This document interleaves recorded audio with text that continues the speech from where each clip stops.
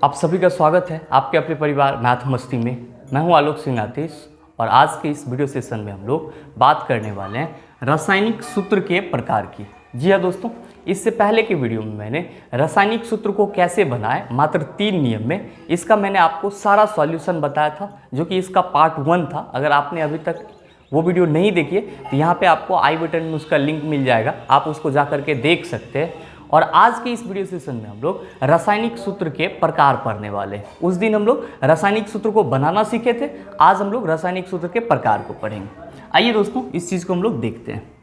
दोस्तों, जब हम लोग रासायनिक सूत्र के प्रकार की बात करते हैं, ये आप सबसे पहले अगर आप वीडियो नहीं देखे हैं, नए व्यूवर है, तो आपके समझ में ये आना चाहिए कि रासायनिक सूत्र क्या होता है। तो एक सिंपल बात मैं आप कह दूँ आपको कि रासायनिक सूत्र किसी भी यौगिक का या फिर किसी तत्व का संक्षिप्त रूप से व्यक्त करने का एक तरीका होता है, मतलब उसको शॉर्ट फॉर्म में लिखने का एक तरीका होता है। जैसे कि सर अगर आपको सोडियम क्लोराइड लिखना है तो NaCl आप लिख सकते हो। अब इसको आप ऐसे भी लिख सकते थे, सोडियम क्लोराइड भी लिख सकते थे, लेकिन इसमें आपको टाइम ज़्यादा लगता, आपकी स्पेस कॉपी पे ज़्यादा जाती, और इसमें क्या आपको टाइम कम लगेगा और ये संक्षिप्त है। तो हम लोग सिंपल कहते हैं कि रासायनिक सूत्र जो होता है वो किसी भी तत्व या यौगिकों को उसके संक्षिप्त रूप में लिखने का एक तरीका होता है। अब दोस्तों, सबसे इंपॉर्टेंट चीज़ ये आती है कि सर रासायनिक सूत्र के प्रकार कौन कौन से। तो जनरली जो है रासायनिक सूत्र आपके 3 कैटेगरी में डिवाइड है। कौन कौन सा कैटेगरी आप लोगों के मन में आ रहा होगा। पहला हम लोग कहते हैं कि सर पहला जो है वो है आणविक सूत्र। पहला कौन सा है आपका? आणविक सूत्र। और दोस्तों इसको हम लोग क्या बोलते हैं? इसको हम लोग बोलते हैं मॉलिक्यूलर फार्मूला। क्या बोलते हैं? Molecular formula. और नेक्स्ट जो है आपका वो नेक्स्ट है आपका मूलानुपाती सूत्र। मूलानुपाती सूत्र। और नेक्स्ट जो है आपका वो है संरचना सूत्र। संरचना सूत्र। दोस्तों इसको इंग्लिश में हम लोग एम्पिरिकल फार्मूला बोलते हैं और इसको हम लोग स्ट्रक्चरल फार्मूला बोलते हैं। इससे आपके एग्जाम में क्वेश्चन पूछे जाते हैं। अब वो किस तरह से पूछे जाते हैं, जब तक आप पूरा कंसेप्ट नहीं लेंगे तब तक आपको इस पे पूछा हुआ क्वेश्चन भी समझ में नहीं आए। आइए दोस्तों, हम लोग सबसे पहले बात कर लेते हैं आणविक सूत्र की। आणविक सूत्र की इसको हम लोग मॉलिक्यूलर फार्मूला बोलते हैं। मॉलिक्यूलर फार्मूला ये क्या होता है? आप लोगों ने किसी भी कंपाउंड का फार्मूला को कुछ इस रूप में देखा होगा, H2N2।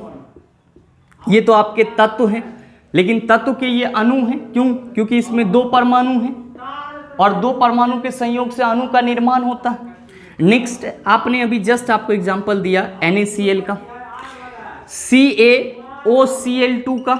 दोस्तों इसको कैल्शियम हाइपोक्लोराइड भी बोलते हैं, जो आपका ब्लीचिंग पाउडर का फार्मूला हो जाता है। नेक्स्ट आपको एग्जांपल दे रहे हैं H2SO4 का।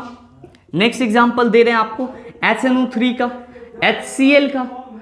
आप ये सारी चीज में देख रहे हैं, क्या देख रहे हैं कि जिस तत्व के जितने परमाणु हैं उसको हमने उसके वास्तविक रूप में लिख दिया। जिस तत्व के जितने परमाणु वास्तव में उस अणु में उपस्थित हैं उसको हम लोगों ने एक्चुअल रूप में जैसे था वैसे लिख दिया। जब हम कहते हैं कि सर H2SO4 है, सल्फ्यूरिक अम्ल है, तो क्या कह रहे हैं कि इसमें हाइड्रोजन के 2 एटम हैं और सल्फेट के 1 एटम है, ये सल्फेट के 1 मॉलिक्यूल्स हैं। अब हम उसी तरह यहाँ पे बात करते हैं NaCl की, तो इसमें सोडियम के 1 परमाणु और क्लोरीन के 1 परमाणु। मतलब हम कहीं ना कहीं इसके वास्तव में जितने होने चाहिए उस चीज को रिप्रेजेंट कर दे रहे हैं। दोस्तों इसी को हम लोग क्या कहते हैं? आणविक सूत्र कहते हैं। क्या कहते हैं? आणविक सूत्र कहते हैं। अब आप कहेंगे कि सर इसको डिफाइन कैसे करें, इसको डिफाइन कैसे करें? तो सिंपल हम लोग क्या लिखते हैं कि किसी भी यौगिकों को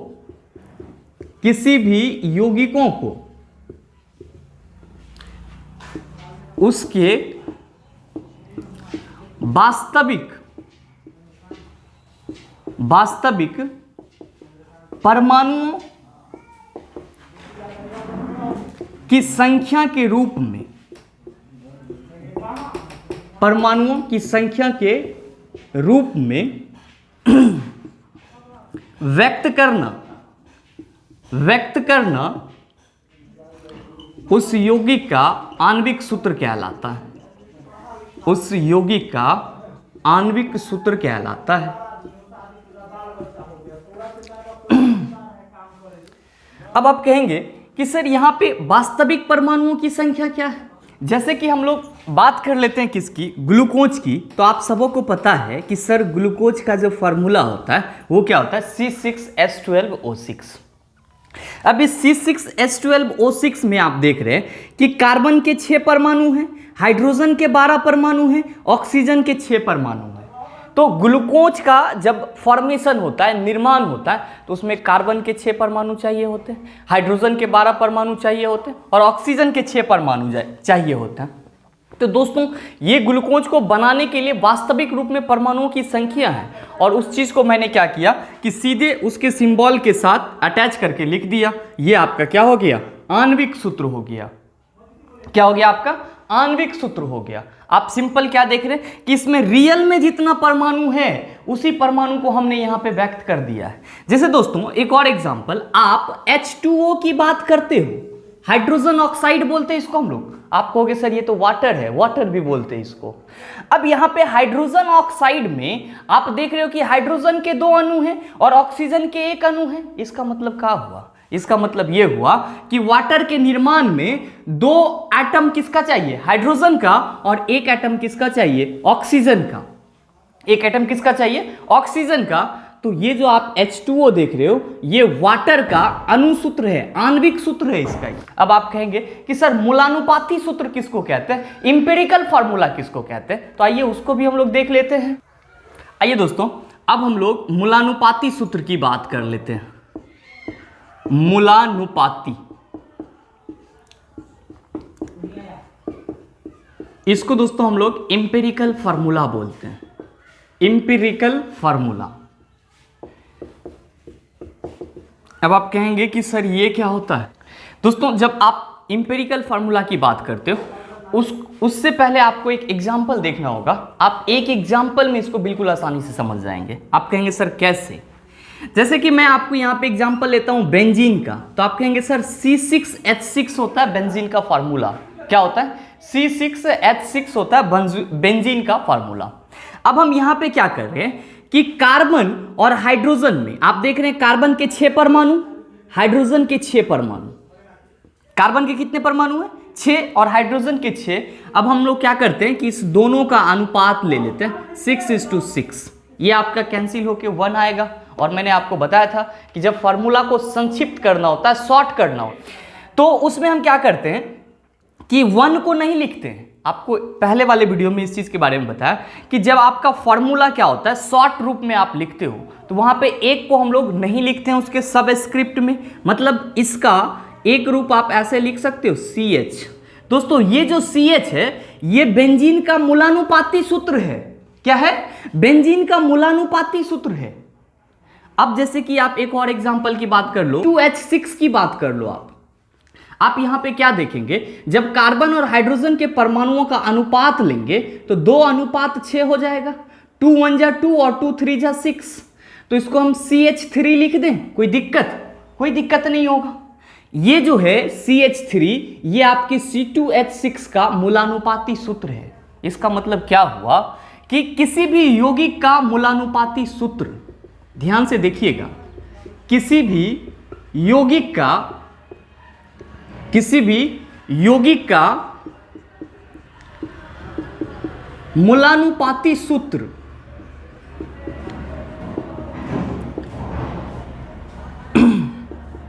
उसमें उपस्थित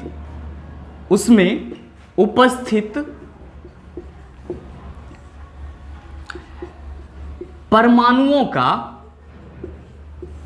सरल अनुपात होता है। क्या होता है, सरल अनुपात होता है।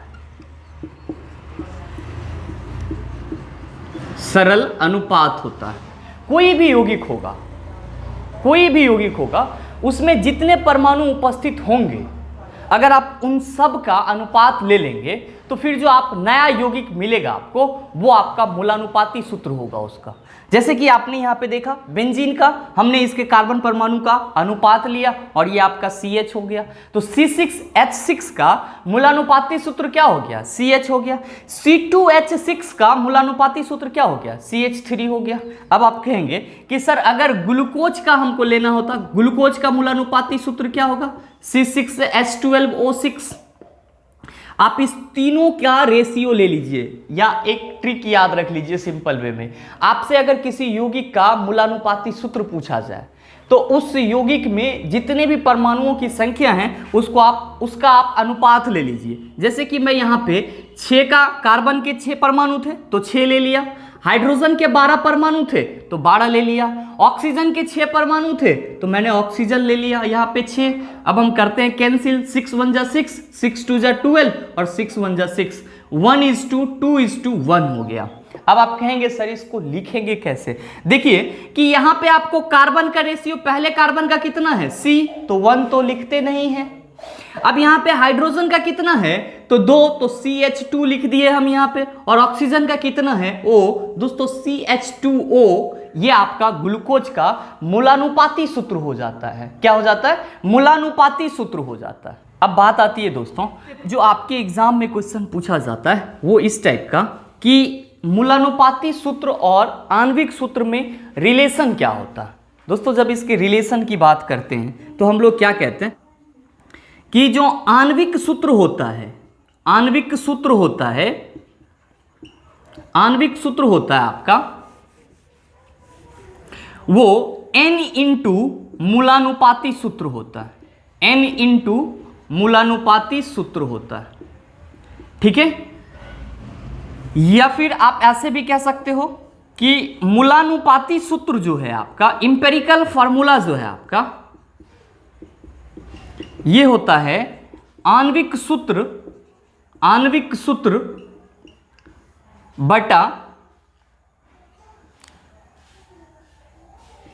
बटा n। आप इसको ऐसे भी लिख सकते हो, कोई दिक्कत नहीं होगा।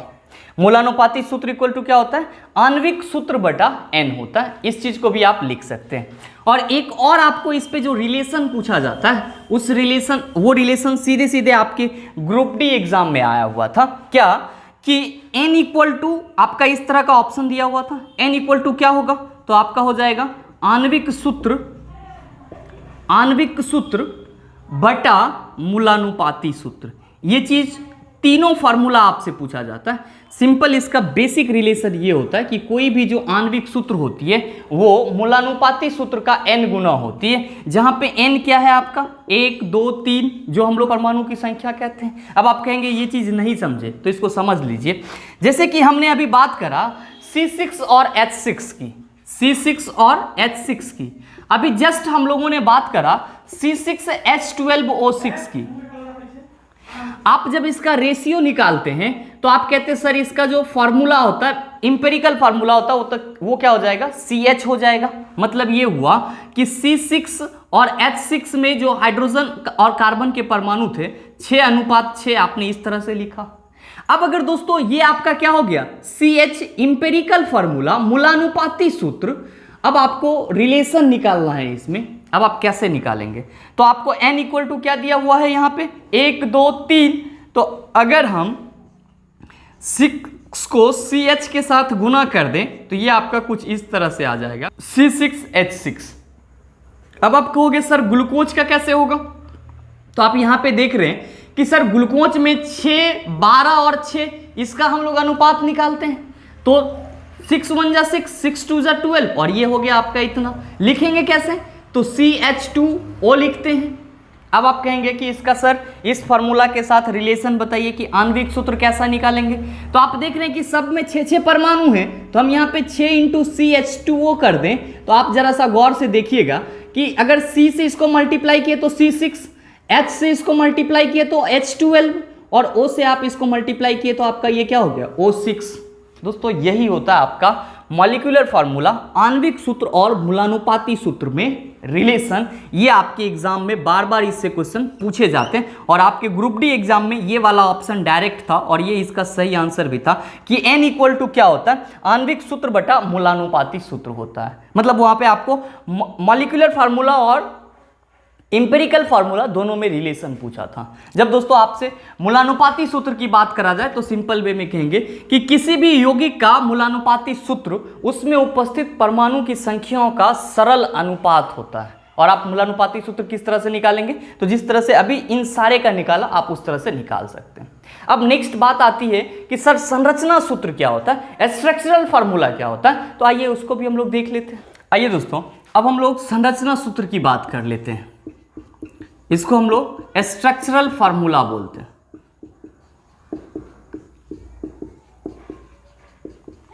स्ट्रक्चरल फार्मूला, इसके बारे में क्या कहते हैं कि किसी भी यौगिक में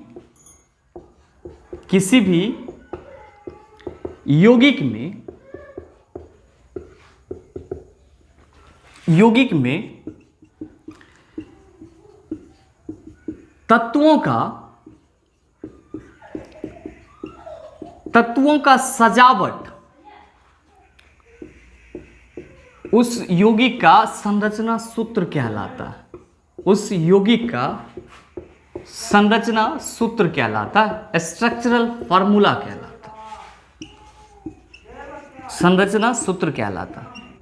अब दोस्तों जब आप यहां पे देख रहे हैं कि सजावट किसका, तत्वों का, भाई तत्व में क्या होता है, परमाणु, तो सिंपल वे में आप समझ जाएंगे कि परमाणुओं का जो सजावट होगा उसी को हम लोग क्या कहते हैं, स्ट्रक्चरल फार्मूला कहते हैं, संरचना सूत्र कहते हैं।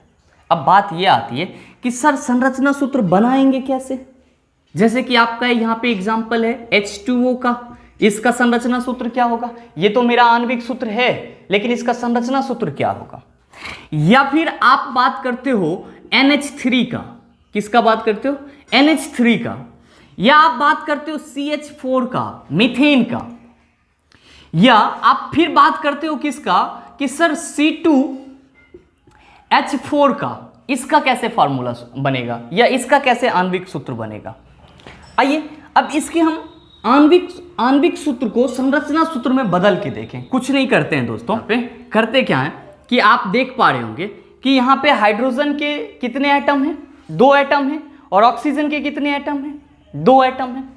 आपको पता है कि ऑक्सीजन की वैलेंसी कितनी होती है, 2, तो इसके साथ 2 और चीज चाहिए, तो 2 हाइड्रोजन है, इसके साथ तो 2 हाइड्रोजन ही जुटेगा।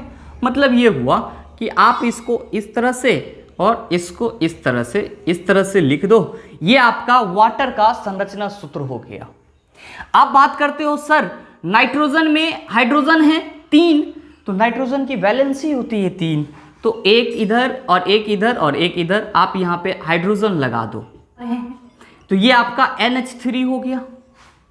अब CH4 है, आप इसको कैसे लिखेंगे, तो आपको पता है कि ये मीथेन है, तो कार्बन का वैलेंसी कितना, 4, तो आप इसको इस तरह से लिख सकते हैं, हाइड्रोजन यहाँ पे हाइड्रोजन और यहाँ पे हाइड्रोजन।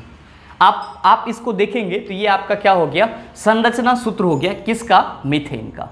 अब दोस्तों यहाँ पे C2H4 है, आपको पता है इसका नाम एथिलीन होता है, और जब ये एथिलीन है मतलब इसमें कार्बन और कार्बन के बीच में डबल बॉन्ड होता है। कार्बन और कार्बन के बीच में कितना बॉन्ड होगा, डबल बॉन्ड। दोस्तों जब इसके बीच में कार्बन और कार्बन के बीच में डबल बॉन्ड होता है तो इसमें इन दोनों का वैलेंसी पूरा हो गया। अब इसके साथ हाइड्रोजन 4 है, तो एक इसका भी रह जाता है और एक इसका भी रह जाता है। आप इस तरह से इसको लिख लेंगे तो ये आपका क्या हो गया, C2H4 का संरचना सूत्र हो गया। सिंपल सा मतलब है कि किसी भी यौगिक में तत्वों के परमाणु का या सिर्फ तत्वों का सजावट उस यौगिक का संरचना सूत्र कहलाता है। दोस्तों अगर आपको इतना सा बात याद रहता है तो इस पे आपके जितने भी क्वेश्चन आते हैं उन सारे को आप आसानी से सॉल्व कर सकते हैं, क्योंकि आपके एग्जाम में संरचना सूत्र भी आपको देखने को मिलता है, आणविक सूत्र भी देखने को मिलता है और मूलानुपाती सूत्र में देखने को मिलता है, और दोनों में संबंध भी देखने को मिलता है। तो अगर ये चीज़ आपको पूरा कंसेप्ट है, इसका पूरा नॉलेज है, तो आप इस चीज़ को सही से याद रख सकते हैं। उम्मीद करते हैं ये चीज़ आप अच्छे से समझ पाए होंगे। मिलते हैं हम लोग फिर अगले वीडियो सेशन में। और हाँ, अगर आपको वीडियो अच्छा लगा तो वीडियो को लाइक कीजिएगा, शेयर कीजिएगा और सब्सक्राइब करके बेल आइकन दबा लीजिएगा, ताकि आपको इस तरह के एग्जाम रेलेवेंट वीडियो सबसे पहले आपके पास पहुंचे और आप उसका भरपूर फायदा उठा पाए। Thank you.